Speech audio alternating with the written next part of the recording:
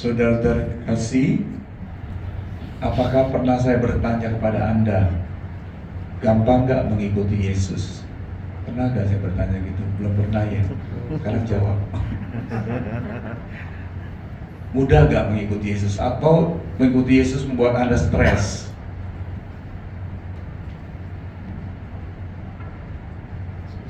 Kadang-kadang gak pernah mikir gitu.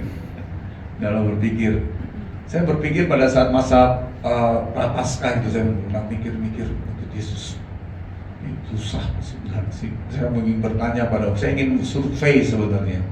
Survei kepada umat Katolik ikutin Yesus itu susah enggak sih? Atau membuat Anda stres enggak sih? Atau membuat Anda tuh hidupnya jadi mudah? Atau ngomong-ngomong hidup Anda sulit atau susah?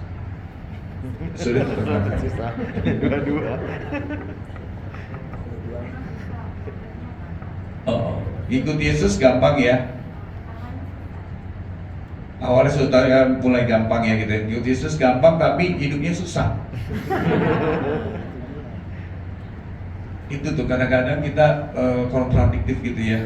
Kalau menurut saya mengikuti Yesus tuh gampang, hidup itu gampang juga. Benar gak? Oh enggak ya, gue marah gitu ya.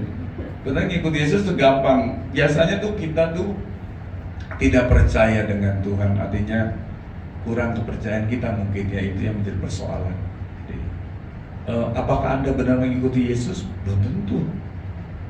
Kan kalau tidak salah Yesus adalah Sang Gembala baik dan ya, Yesus dikenal sebagai Sang Gembala baik. Dia adalah jalan kebenaran dan kehidupan. Apakah aku mengikuti Yesus, Sang Gembala baik itu? Katanya beriman Katolik berarti mengikuti Yesus, toh. Gampangnya seperti itu. Benarnya kalau mengikuti Yesus ya mudah, hanya Yesus berjalan di depan, kita di belakang. Kan gitu ya, Sang Gembala depan dan di belakang. Tapi kenyataannya apa? Kita berada di depan, Yesus di belakang. Nah, itu persoalannya. Sadar ya. Jadi membuat hidup Anda susah juga gitu, sulit gitu. Saya merasa itu kalau kita mengikuti Yesus ya Yesus berjalan depan, Gembala baik, saya ngikut di belakangnya. Kita juga berjalan di jalannya. Akhirnya kita menemukan kebenaran. Akhirnya kita menjadi hidup. Walaupun kita banyak menghadapi tantangan, pasti kita hidup. Artinya kita bisa mengatasi dengan sangat baik. Saudara terkasih, kita lihat tadi Tobit ya, Tobit juga sungguh-sungguh mengalami itu. Nah sekarang saya bertanya pada Anda, apakah Anda menerima penderitaan itu, kesusahan itu? Tiap keluarga pasti atau tiap pribadi punya kesusahannya sendiri, bukan? Gak semuanya serba oke kan? Kalau semuanya oke berarti kita sudah di surga. Namanya di dunia ini masih ada yang gak sempurna pasti. Atau ada sesuatu yang membuat kita menderita tanda petik. Benar ya, itu yang terjadi ya. Nah itu kan benarnya bisa diatasi gak penderitaan kita? Bisa gak? Oh bisa. Kalau kita mau berhasil kan perlu berjuang kan? Iya harus berjuang. Itulah mau ngikut Kristus. Gak ada Kristus yang disulap-sulap, dimusisat-musisatkan menjadi gampang, semua gampang. Gak begitu. Itu bukan ajaran Katolik, artinya semua meminta apa-apa musisat, mencari makan musisat, sediakan, gak seperti itu.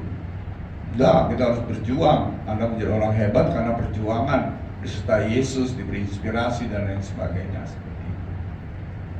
Jelas ya. Jadi kalau kita mau menerima yang baik-baik, kita juga masuk menerima yang kurang baik juga toh dalam hidup kita. Ya, logika ya, kita diberi anugerah, ya bagus, tapi juga kalau dunia ini memberi kita suatu tantangan, ya kita harus terima. Jadi jangan menganggap bahwa seolah-olah saya kurang setuju ya bahwa cobaan itu datang dari Tuhan, itu saya nggak percaya, saya nggak begitu setuju. Ya, saya nggak setuju. Kalau Tuhan memberi saya cobaan, berarti Tuhan main-main bagi saya.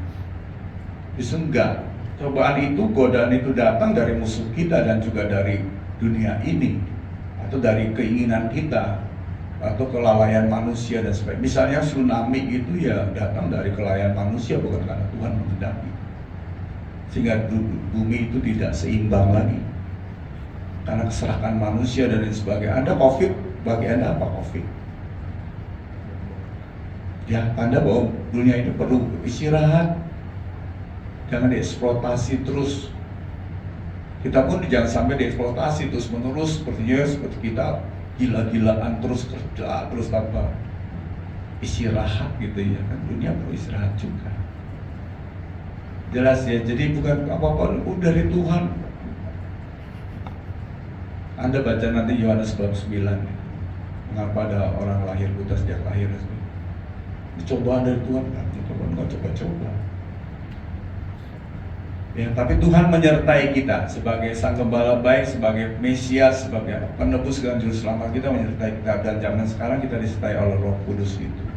Tuhan. Itu penting, kita harus percaya itu. Jadi segala penderitaan, apakah itu menderita? Bagi contoh, apa yang membuat Anda menderita? Coba sebutkan saja. Apa yang membuat Anda menderita? Sebagai contoh. Sakit penyakit. Oke. Gak apa-apa juga toh. Ada yang cari kok, bukan Tuhan yang ngasih. Tuhan memberikan kita sakit. Enggak juga. Coba dicek, yang memberikan sakit siapa? Yang menyebabkan kita sakit siapa? Bisa udara, polusi. Di New York katanya gelap gitu ya. Gimana mau sehat? Karena manusianya nggak peduli dengan lingkungan hidup, dengan alam ciptaan. Eksploitasi terus.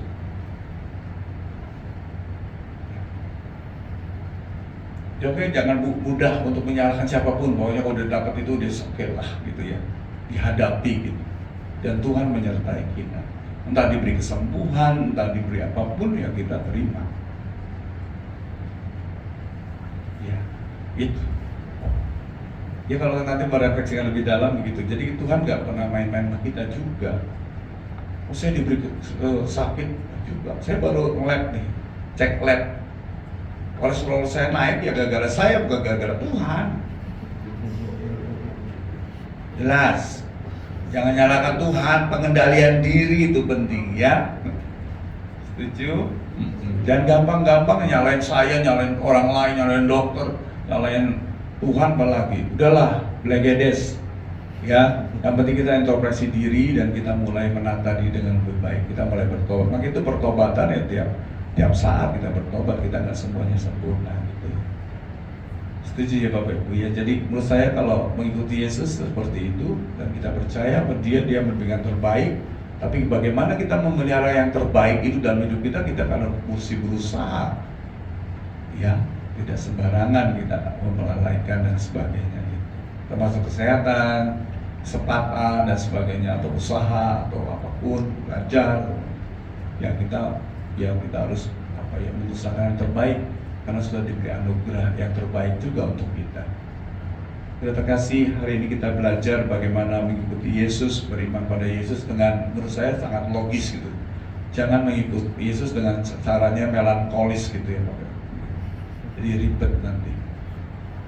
Jangan membuat Yesus gambaran Allah seperti yang ku mau, tapi Yesus yang seperti yang diwartakan hari ini ada dia sang Mesias itu, sang penerus juru selamat kita. Kita mengikut dia, ikutlah itu kata Tuhan, yang kita ikut saja selesai. Orang Katolik ngebebek aja lah, jangan pusing-pusing ya. Kalau ikutin ajaran gerejanya, misalnya bagaimana membina rumah tangga, keluarga, ya baptis bayi, komuni pertama kalau punya anak itu kan jelas ya, dididik seperti itu. Ya sampai Krismas, sampai nanti dia menikah di altar Tuhan, itu uang tua sebagai orang tua mendidik anak secara imannya seperti itu ya. Tiap hari berdoa bersama gereja dan sebagainya, itu yang standar aja udah lumayan. Tapi jangan sok tahu ya, kalau sok tahu nanti repot. Kalau ada sesuatu hal baru kita ingat Tuhan, oh kok kenapa begitu ya, mengapa begitu ya. Udah, kita harus kembali kepada Tuhan dan minta pertolongan Tuhan supaya ya diberi inspirasi, diberi jalan keluar dan lain sebagainya, sehingga bisa mengatasi segala kesulitan hidup ini. Menurut saya hidup yang baik adalah hidup yang penuh tantangan gitu ya.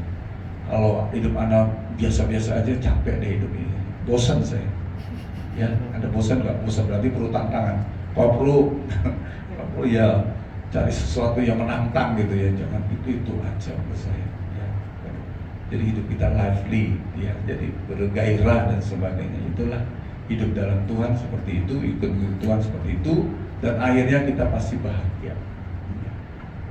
Ya, berjuang, jadi jangan cengeng, jangan apa, itu biasa lah hidup itu. Ya, didiklah anak-anak Anda seperti itu.